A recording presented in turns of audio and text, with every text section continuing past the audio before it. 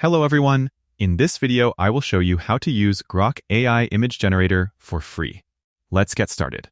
First, open your browser and go to grok.com or x.com. Log in with your X Twitter account. If you don't have one, create a free account. Once logged in, you will see the chat box at the bottom. Simply type what kind of image you want. For example, generate an image of a beautiful mountain landscape at sunset, realistic style. Grok will understand and generate the image using its flux model. After the image is generated, you can click the download button to save it. Ask Grok to make changes like make it more cinematic or change the background to night. The free version allows you to generate a limited number of images per day. Once you reach the limit, you will have to wait for the next day. For better results, write detailed prompts.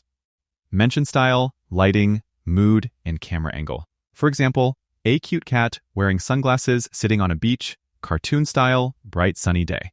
That's it. This is how you can easily use Grok AI image generator for free. If you found this video helpful, don't forget to like and subscribe for more easy tutorials. Thanks for watching.